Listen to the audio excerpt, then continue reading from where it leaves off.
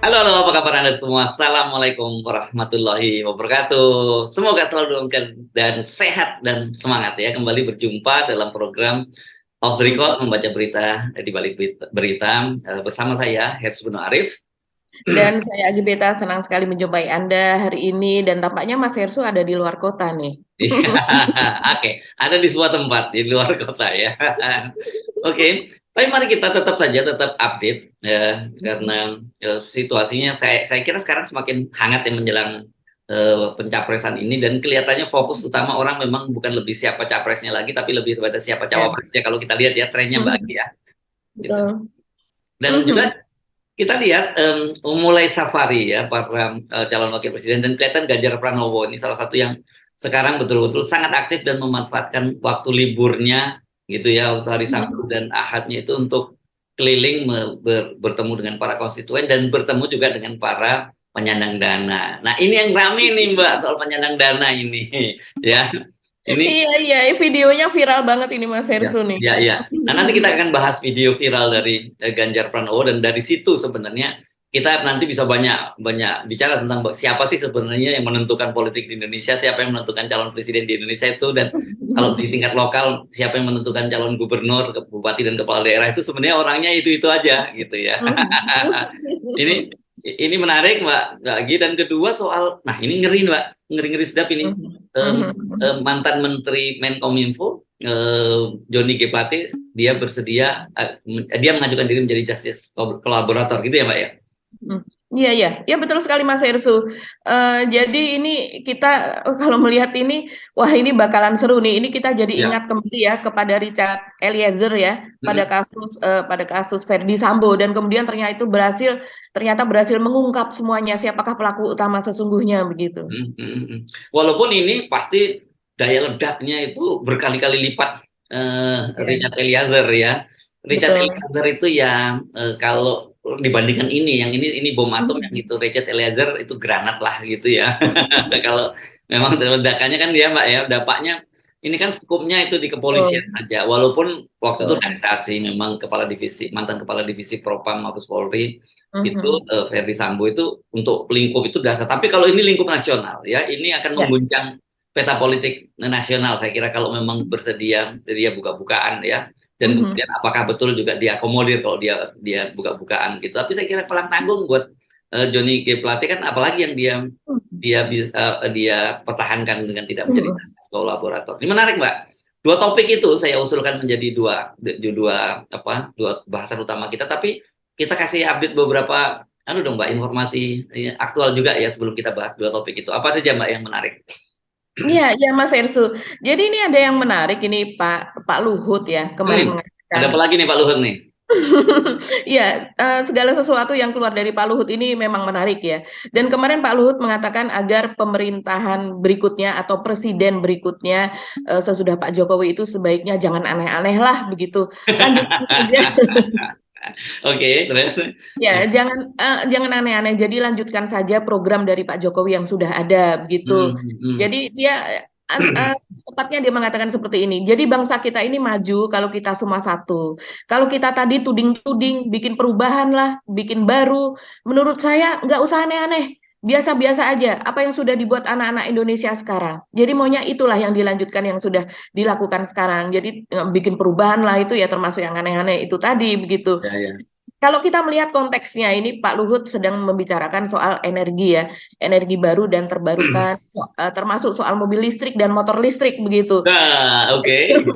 Terus Ya, ini Mas Hersu IKN mulai. juga lah pasti ini ya, maksudnya Iya ya. betul, betul sekali begitu. Jadi Mas Ersu pasti selalu tersenyum-senyum kalau kita ngomongin soal motor listrik dan mobil listrik karena Iya, iya, sudah iya, hafal iya. sekali ini siapa yang ada di baliknya. Jadi kita melihat memang ini karena Pak Luhut juga kan walaupun dia sudah melepaskan untuk eksekutifnya ya untuk perusahaannya, tapi kan itu masih menjadi milik Pak Luhut dan kita tahu Ya, bahwa Pak setidaknya Luhut juga terafiliasi lah kalau tidak. terafiliasi betul dan dijalankan oleh keluarganya begitu kan, dan Pak Luhut kan menginvestasikan cukup besar ini untuk pembangunan atau untuk pembuatan motor listrik dan juga untuk baterai listrik pada tahun 2025 yang akan datang begitu Mas Ersu.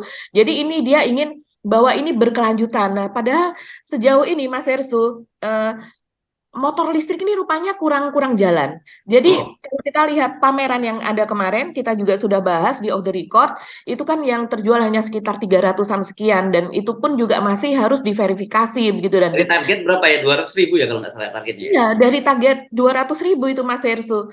Jadi ini memang luar biasa untuk tahun 2023 saja targetnya sebesar itu, tapi yang terjual kan baru 1.000 pun belum ada begitu ya. Nah, terus kemudian juga ini rupanya menurut Menteri Perindustrian Agus Gumiwang ini untuk subsidinya, untuk subsidi motor dan mobil listrik itu, kalau mobil listrik sampai sekarang masih belum jelas, tapi kan memang ada target untuk subsidi gitu. Tapi untuk motor listrik ini rupanya diturunkan Mas Hersu. Jadi dari sekitar 1,4 triliun itu diturunkan menjadi 350 miliar saja untuk tahun depan. Ya, ini kan proyeksi untuk tahun depan. Sementara kalau untuk keseluruhannya itu dari target itu 9,2 triliun itu subsidi untuk motor listrik, mobil listrik, bis listrik, begitu kendaraan besar ya, kendaraan angkutan umum yang listrik juga itu kemudian masih belum dipastikan untuk yang kendaraan roda 4 dan lebih ya. Yang dipastikan itu adalah untuk roda 2 ini. Subsidinya sudah pasti akan diturunkan menjadi hanya 350 miliar saja begitu. Ya, ini boncos nih kelihatannya ya para pengusaha motor listrik nih. Ini kurang, ini apanya riset pasarnya kurang ini berarti ya. Padahal semua regulasinya udah diatur, subsidinya sudah diatur, tapi riset pasarnya kurang, mungkin karena terlalu bernafsu ya, lihat kue yang dianggap bahwa kue yang lezat gitu, dan kue pangsa kuenya besar gitu. Kan sejak awal kita udah mengingatkan bahwa motor listrik itu, kendaraan listrik itu di Indonesia itu masih jadi ya terutama motor gitu ya kan, itu kan masih jadi, kalau kita hobi Mbak ya, masih motor kedua ketiga gitu, apa kelangenan lah orang Jawa menyebutnya gitu, jadi belum jadi tujuan utama, dan harganya memang sangat mahal. Pembeli motor itu kan sangat memperhitungkan soal itu ya, walaupun disubsidi buat mereka masih sangat mahal. Belum lagi soal infrastrukturnya ya, kendati sebenarnya kalau motor itu tidak serumit mobil ya, karena kebutuhan listriknya kan nggak segede mobil. Tapi tetap saja, kalau nggak salah seingat saya itu untuk chargernya itu sampai berapa sih, sampai 450-an watt gitu ya Mbak ya. Pokoknya sangat tinggi kan gitu. Sementara banyak sekali orang pemilik kendaraan motor paling rumahnya di bawah 450 kWh gitu ya. Iya, saya juga kurang tahu Mas Hersu mengenai dayanya dan sebagainya. Tapi kalau saya pernah melihat ada sebuah in-depth news gitu, liputan yang lebih mendalam, wawancara kepada para pemilik motor, kebanyakan ini kan seperti seperti Grab atau Gojek begitu Mas Hersu, yang sekarang memang mereka sudah beralih atau memang ketentuan yang mereka disuruh menggunakan motor listrik ini, mereka membawa baterai cadangan atau diganti itu bisa sampai 8 kali begitu. Tepatnya bahkan ada yang bisa lebih begitu Mas Hersu. Dan kemudian mereka juga menyebutkan berapa kilo atau berapa lama, berapa jam gitu. Tapi saya kurang ingat tepatnya begitu. Tapi yang jelas memang sekarang sudah berjalan. Ini program dari Pak Luhut nih untuk Pak Luhutnya sendiri, di mana program itu adalah untuk memang kendaraan motor tapi yang komersil begitu ya, itu sudah berjalan. Tapi yang untuk umum, itu untuk penggunaan umum ini memang tampaknya kurang berjalan Mas Hersu. Yes, tapi kesimpulannya ini kalau kemudian diturunkan alokasinya gede banget ya, dari 1,4 triliun ya Mbak tadi ya. Jadi berapa? Iya, dari 1,4 triliun menjadi hanya 350 miliar. Dan kalau saya membaca lagi untuk masalah mobil listrik, ini masalahnya adalah juga kalau di Indonesia mungkin untuk Ioniq 5 itu dari Hyundai ya kalau tidak salah ya. Itu memang banyak peminatnya Mas Hersu, tapi itu juga menunggu, bahkan menunggunya bisa sampai setahun kalau seandainya ada pembelian begitu. Nah, ini yang membuat Pak Luhut mungkin akan menggenjot untuk produsennya begitu di Cina untuk agar bisa mengirimkan mobil itu lebih banyak lagi ke sini. Sebenarnya kalau yang saya lihat, ini yang dituju oleh Pak Luhut adalah komunitas dari kendaraan-kendaraan listrik tersebut, karena dia akan membuat baterai listrik begitu kan. Nah, iya, itu sebetulnya itu komunitasnya bagaimana akan baterai listrik akan bisa dipasarkan kalau komunitasnya saja belum ada, stasiun Ya. pengisiannya belum ada begitu. Saya kira sekarang kelihatannya kalau kelihatan di pasaran itu kan ada 2 produk ya, satu Ioniq itu kalau nggak salah Hyundai Korea ya, satunya dari Wuling ya Mbak ya, yang satu yang Iya, kecil itu Mbak ya, betul. yang kayak bajai kecil gitu saya lihat di jalanan ada atau semacam itu. Oke. Tapi mari kita tinggalkanlah ini soal kita tahulah bahwa ini banyak moral hazardnya di balik bisnis. Kita bukan menentang soal mobil kendaraan listriknya ya begitu. Bukan itu, tapi persoalan subsidinya itu nanti yang tidak tepat sasaran kan begitu. Tetapi ternyata mekanisme pasar sendiri punya mekanisme mengkoreksi kebijakan dari pemerintah itu sendiri ya dengan tidak motor listriknya. Mungkin akan spekulasinya nanti akan dipindahkan ke mobil. Tapi seperti Anda sebut tadi, mobil itu ternyata problemnya bukan juga daya belinya, tapi lebih sementara ini ya, lebih pada supply-nya ke pasar yang terbatas kan gitu ya, Mbak. Betul. Mari kita bahas yang topik utama kita soal Ganjar Pranowo, Mbak. Saya usul kita lihat dulu ya. Videonya udah sangat viral di media sosial ya. Kita tonton dulu ya. Oke. Lihat sesuatu yang nggak pas itu namanya tahu gelagat. Dalam 1 menit sudah ketemu solusinya. Nah, itu yang dibutuhkan. Kita tahu how to solve the problem saja. Ini mau gak enak, ya gabungan enak. Oh iya. Yang penting lagi sudah. Makanya saya udah bilang ya. Yang lain-lain itu gabung aja ke sini kok ya. Betul. Yang lain kita sudah jaga dulu. Dan satu putaran kan gabung semua. Enak Pak, mari. Mari, kalau nggak repot semua kita capek. Semua ini mendukung Pak. Oh gitu ya. Nyoblos nggak? Ya, pasti. Oh iya. Saya ingin tadi nyoblosan. Wah, iya ini kelihatan ini Pak Ganjar sendirian ya di kegiatan itu ya kalau di dalam video ini ya kelihatannya ya. Iya ya, terlihat dia memang ada di sebuah meja panjang gitu. Kalau kita melihat posisi yang lain gitu ya, sepertinya itu memang habis makan atau apa begitu ya, makan bersama begitu. Dan kemudian Pak Ganjar ada di situ dikelilingi oleh para pengusaha dari etnis Tionghoa begitu, pengusaha Cina. Dan memang yang paling menarik adalah yang sangat aktif duduk di sebelahnya Pak Ganjar gitu, yang ternyata itu adalah seorang pengusaha properti papan atas begitu di Jawa Timur, namanya adalah Teguh Kinarto. Dan kemudian ini memang sebenarnya sudah cukup dikenal gitu, Teguh Kinarto ini Mas Hersu ya, karena memang ada kasus hukum juga yang belakangan ini kita tahu. Nah itulah yang membuat berkaitan dengan tanah nih Mbak ya, urusannya kaitannya ya pasti ya. Betul, karena dia memang dikenalnya sebagai pengusaha properti begitu. Nah ini yang menarik adalah pembicaraan di situ justru Mas Hersu, yang ramai sekali saya lihat ada di Instagram, baik itu di Twitter, bahkan saya lihat untuk rekomendasi video Twitter kan ada rekomendasi untuk tweet, untuk trending topik dan juga untuk rekomendasi video. Itu saya lihat sampai 5 sampai berjejer ke bawah itu adalah video ini yang direkomendasikan di atas. Jadi saya sudah tidak melihat ke bawah lagi begitu. Jadi memang banyak akun yang kemudian mengupload dan itu ditonton oleh ribuan bahkan ratusan ribu penonton begitu. Jadi ini kita cukup inilah untuk dibahas begitu, karena ini memang rasanya banyak sekali yang mengamati ini dan ingin tahu ini apa sih yang terjadi, karena di situ ada pembicaraan juga Mas Hersu soal 1 putaran misalnya. Ini sudah bergabung iya sebaiknya kurang lebih begitu. Kalau di video tadi kan memang ada ininya ya, ada running text-nya juga begitu, ada teksnya dan kemudian di situ dibicarakan soal kemungkinan untuk 1 putaran, siapa saja yang sudah bergabung dan sebagainya. Ya, dan 1 putaran ini itu kalau berdasarkan survei-survei yang kredibel, saya mau ngomongin survei, tapi ini bukan survei yang dipublikasikan. Kebetulan saya mendapat akses untuk melihat, untuk diperlihatkan gitu, karena dalam beberapa hari ini kan kita di FNN kan banyak sekali membicarakan soal survei itu.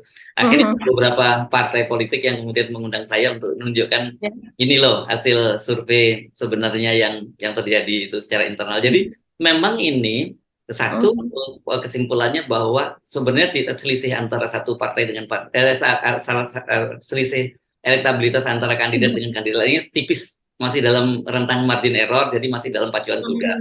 Yang kedua, dengan situasi semacam itu tidak mungkin kalau ada 3 calon itu akan 1 putaran, itu udah pasti nggak mungkin.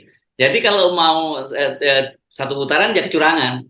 Jadi salah satu itu harus dikeluarkan dari permainan, dan itu pasti nggak jauh-jauh yang akan dikeluarkan ya Anies Baswedan gitulah. Iya, iya, dan ini Karena surveinya Polmark. Nah, ini kalau Polmark ini dibuka, ini survei partai politik ya, dan dia melakukannya itu di 78 dapil. Jadi dia sampelnya tidak hanya 1.200, kemudian berapa 6.000 lebih gitu kalau nggak salah seingat saya ya. Besar sekali sampelnya berdasarkan dapil. Itu memang kesimpulannya itu bulan Maret ya, jangan jadi pegangan yang sekarang. Masih Ganjar mungkin masih sangat kuat pada waktu itu gitu. Memang kalau ada Pilpres hari ini Anda bisa nonton lagi nanti di konten sebelum poin.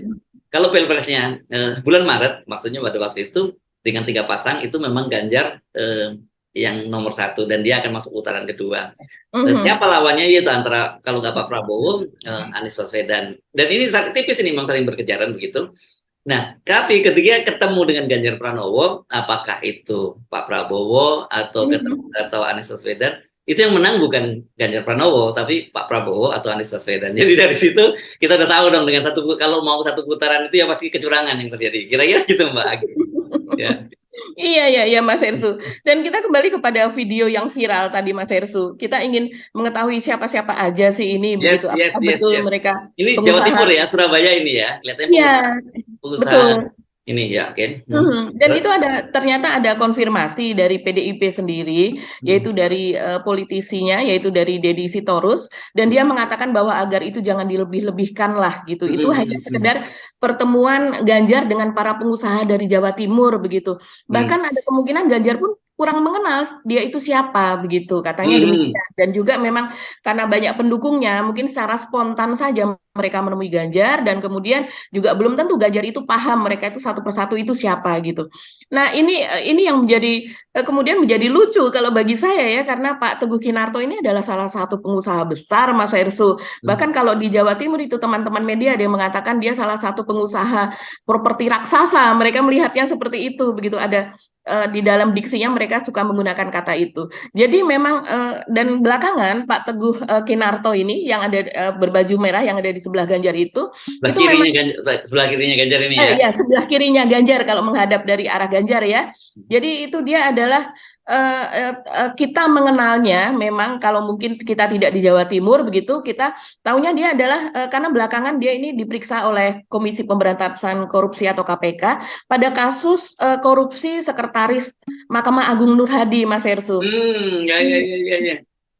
Iya, jadi dia di situ diperiksa sebagai saksi karena untuk kasus dugaan korupsi dan tindak pidana pencucian uang begitu. Karena saya pernah membaca juga bahwa Nur Hadi ini kan menggunakan uang korupsinya itu kemudian untuk modus pencucian uangnya itu dia pakai untuk diinvestasikan ke berbagai macam begitu. Nah, salah satunya itu adalah ke properti begitu. Nah, ini jadi tersangkutnya adalah di situ begitu, dan ini sudah diperiksa pada bulan Maret lalu begitu Mas Hersu. Dan juga sebetulnya kalau dari jejak digitalnya ini Pak Teguh Kinarto ini misalnya pada tahun 2017 gitu ya, itu juga pernah ada dia diperiksa juga sebagai saksi juga, itu pernah cukup ramai juga karena dia sempat ada insiden lah, dia berteriak di ruang pengadilan seperti itu. Itu pada kasus penggelapan ya, kalau tidak salah ini kasus penggelapan tanah gitu.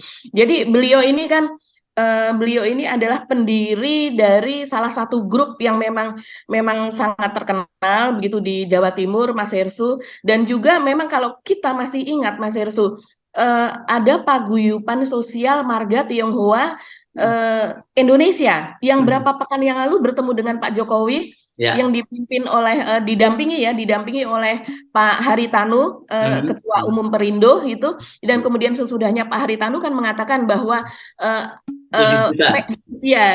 PSMTI ini sendiri ini mendukung Pak Jokowi, dan kemudian juga warga Tionghoa itu mendukung siapapun capres yang didukung oleh Pak Jokowi, begitu tepatnya dia mengatakan. Ya, waktu itu dia menyatakan bahwa jumlah orang Tionghoa di Indonesia itu 7 juta dan kebanyakan itu adalah mayoritas usaha.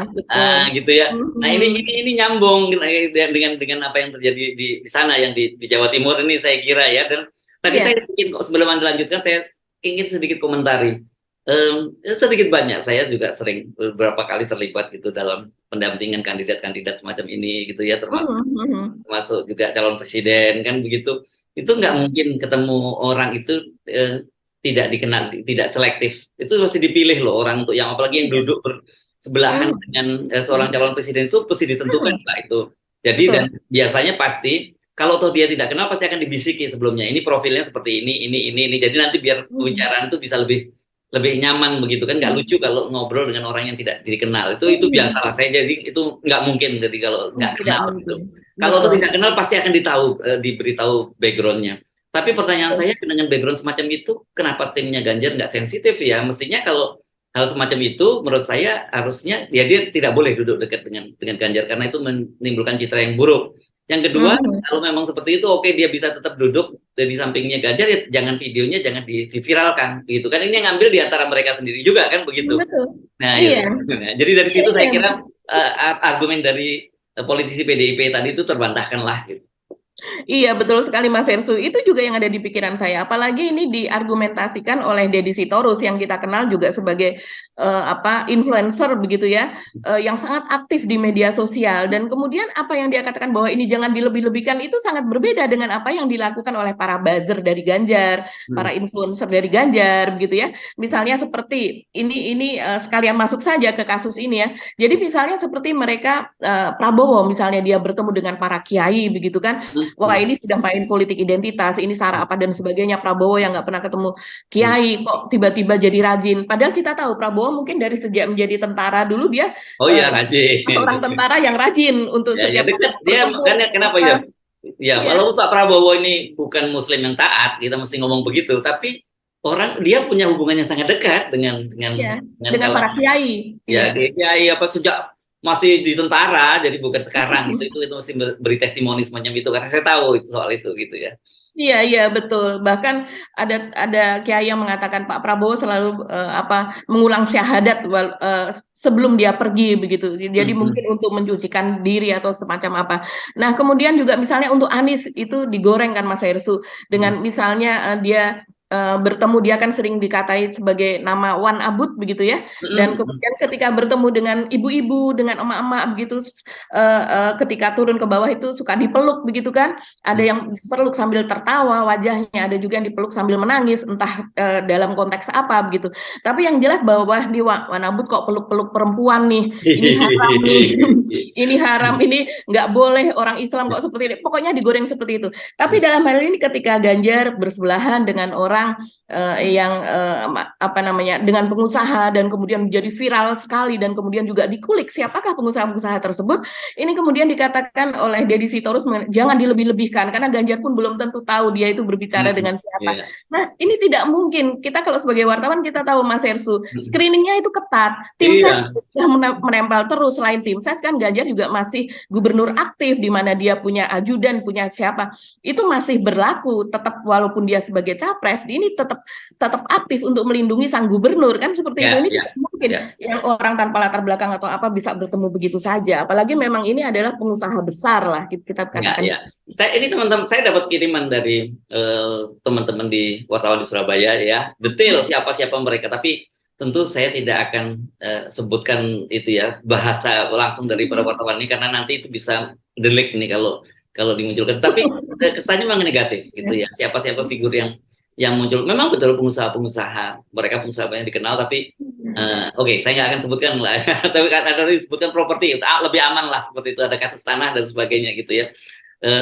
Ini dikenal mereka di Jawa Timur. Tapi poinnya sebenarnya menurut saya justru ini sebenarnya cermin seperti inilah politik Indonesia gitu ya. Bahwa politik Indonesia itu sekarang dengan sistem pemilu yang seperti sekarang, dengan politik yang biaya mahal seperti sekarang itu memang ditentukan yang disebut tadi oligarki tadi. Nah, oligarki itu sebenarnya mereka ini para taipan ini, dan itu ada yang oligarkinya level nasional, ada yang level daerah. Dan biasanya level-level daerah itu mereka tuh sangat menentukan itu untuk siapa yang akan menjadi kepala daerah di tempat, karena sumbangan mereka kan sangat menentukan itu Mbak. Dan mereka juga punya karyawan banyak yang bisa mereka arahkan untuk itu. Di level nasional juga sebenarnya nggak beda seperti itu, karena seperti dikatakan oleh Pak Haritanu ya sebenarnya. Walaupun kita tahu Pak Haritanu itu kalau dalam soal permainan politik dia belum baru, dia orang baru sebenarnya, new kid on the block lah. Dia selama ini dia bukan pemain utama kalau dalam soal mengatur kekuasaan itu. Dia justru malah dianggap ini sering dianggap oleh kalangan Taipan ini membahayakan. Karena kalau Taipan itu kan biasanya mereka cukup main di belakang layar. Ya Mbak ya, cukup main di belakang layar, tapi mereka powerful gitu ya, menentukan semuanya. Tapi kalau Pak Haritanu itu kan punya ambisi, dia juga menjadi politisi yang juga menguasai partai politik langsung begitu. Biar kalau Taipan yang lain biasanya nggak mau, cukup main di belakang aja seperti kayak gini, ketemu Ganjar, ketemu apa gitu, ketemu ketua umum partai politik, backup. Yang penting pokoknya mereka punya akses yang kuat dan bisa ikut menentukan, dan buktinya memang mereka menentukan.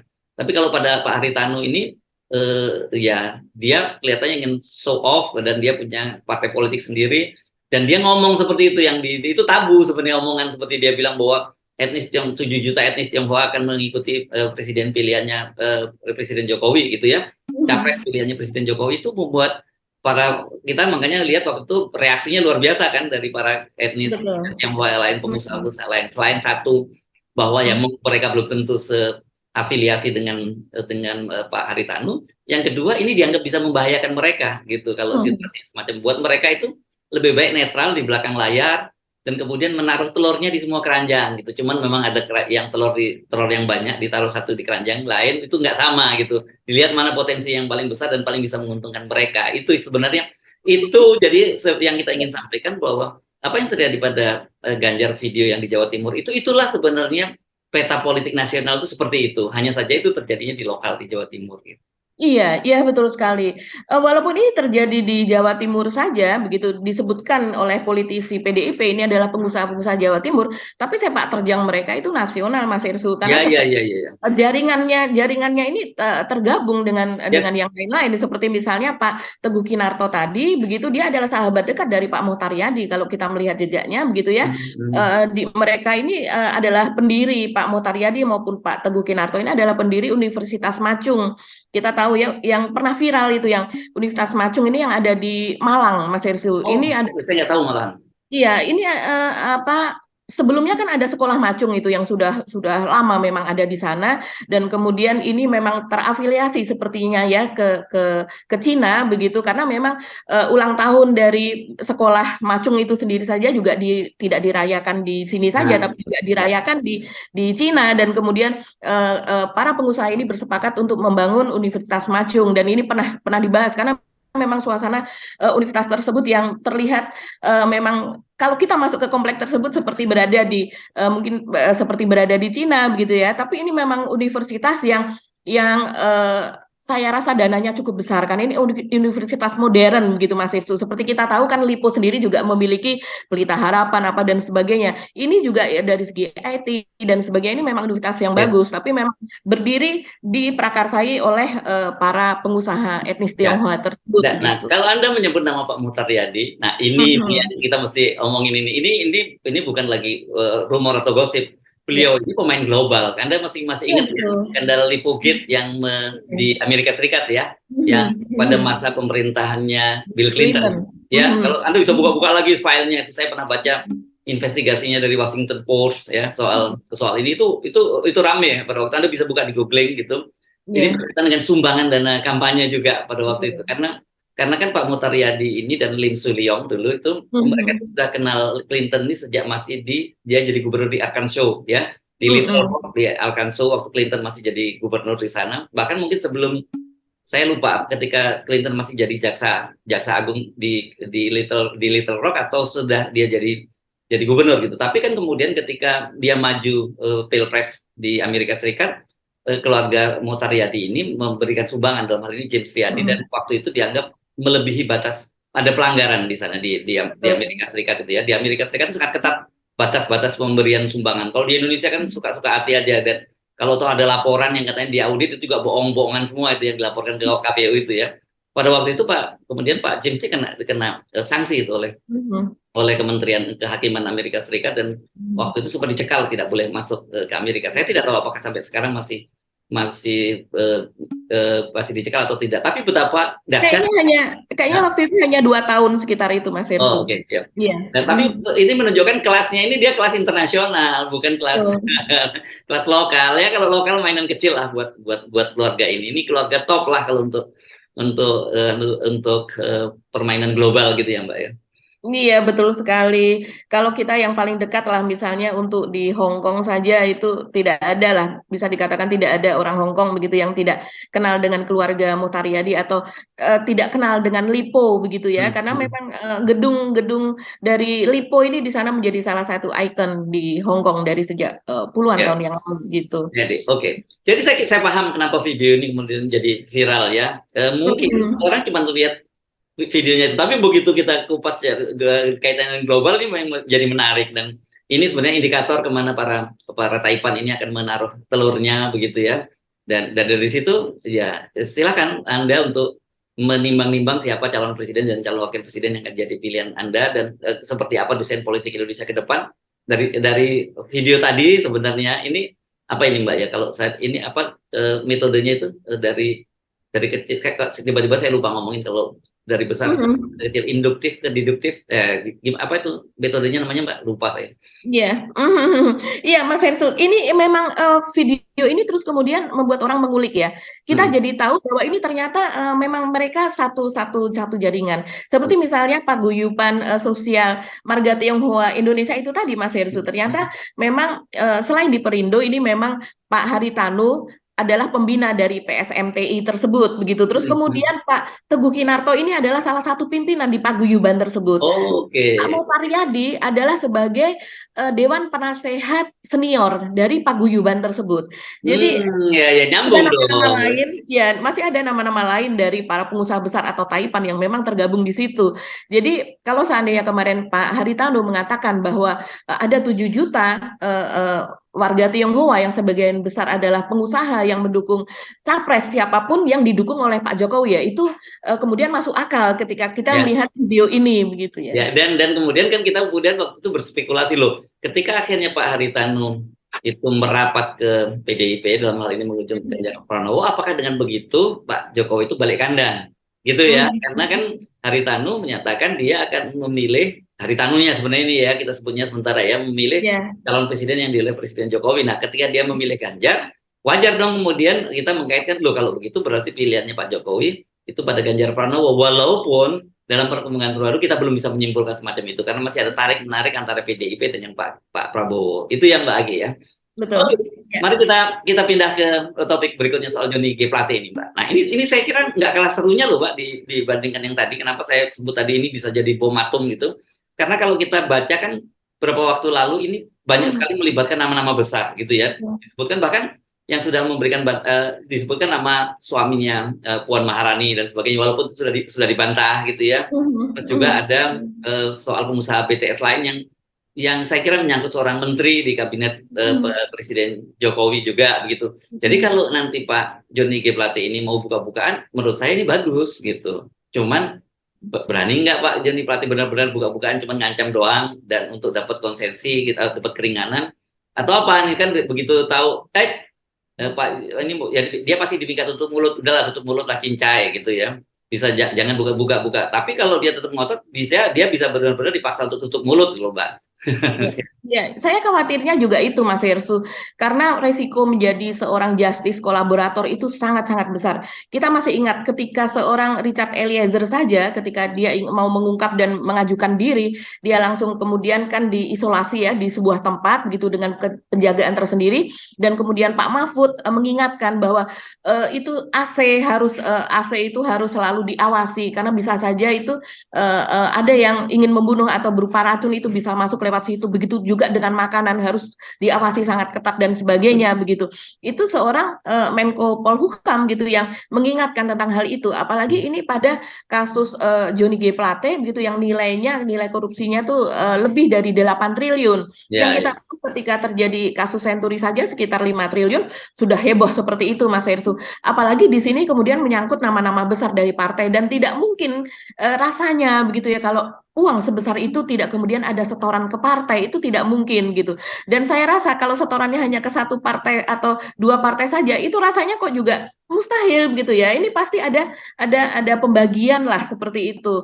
Dan kemudian kita sampai sejauh ini sih Mas Hersu, kalau kita melihat dulu si Richard Eliezer itu apakah diterima atau tidak justice kolaboratornya, karena kan dia memang mengatakan bahwa saya memiliki bukti-bukti dan bersedia untuk mengungkap sang tokoh utama. Nah ini juga Johnny G. Plate ini pasti juga menawarkan itu begitu, karena kalau justice kolaborator itu tidak akan diterima kalau dia tidak menyatakan bahwa dia nanti akan bisa mengungkap siapakah pemain utamanya. Nah, ini yang kita tunggu, siapakah para pemain utama, beberapa pemain utama, ataukah memang ada aktor yang memang betul-betul dia menjadi pemain utamanya gitu.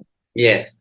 Nah, ini seru ya Mbak ya. Saya kira kita tunggu saja ya. Kita nggak akan komentari lebih lanjut soal ini. Tapi kita dorong saya kira semakin dibuka oleh Pak Johnny G. Plate, makin bagus. Bukan hanya buat Pak Johnny G. Plate, tapi juga buat publik ya. Dari situ kita tahu. Karena sejak awal kita lihat angka 8 triliun lebih itu ya kembung tuh perutnya Pak Johnny G. Plate kalau dimakan sendirian. Dan sejak awal itu pasti udah bocor. Sejak kapan-kapan tahu kalau hujannya tidak merata ya Mbak ya. Iya betul, tidak mungkin begitu. Apalagi kemudian memang sudah ada kesaksian gitu dan pengakuan juga bahwa setiap bulan Pak Johnny G. Plate ini minta lewat diberikan lewat bawahannya begitu ya sebanyak 500 juta begitu. Kalau itu kita kalikan 500 juta kalikan 1 tahun saja itu hanya 6 miliar. Hanya begitu ya kalau dibandingkan dengan yang 8,3 triliun itu. Kalau 2 tahun saja ini kan berapa Mas Heru? Jadi 12 miliar saja. Ini sepertinya kecil yang ya. lainnya kemana? Apalagi dikatakan bahwa proyek BTS ini sebetulnya kan merupakan kelanjutan juga daripada pemerintahan yang sebelumnya. Jadi para vendor ini kemungkinan besar ya para vendor yang senior yang sudah berpengalaman yang sebelumnya juga kemenangan di proyek tersebut begitu. Ya. Oke.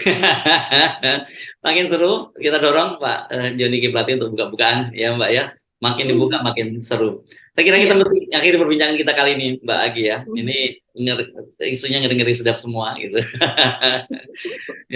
Sampai ketemu lagi ya besok ya. Ini kita sekarang ini tanggal berapa? Tanggal 13 ya. Kita ketemu lagi nanti hari Rabu tanggal 14 Juni. Semoga Anda selalu dalam keadaan sehat walafiat dan terus semangat dan jangan pernah berhenti mencintai Indonesia. Amin. Ya, saya Suno Arif. Dan saya Agbeta, terima kasih atas perhatian Anda. Tetap salam 0%. Wassalamualaikum warahmatullahi wabarakatuh. Waalaikumsalam warahmatullahi wabarakatuh.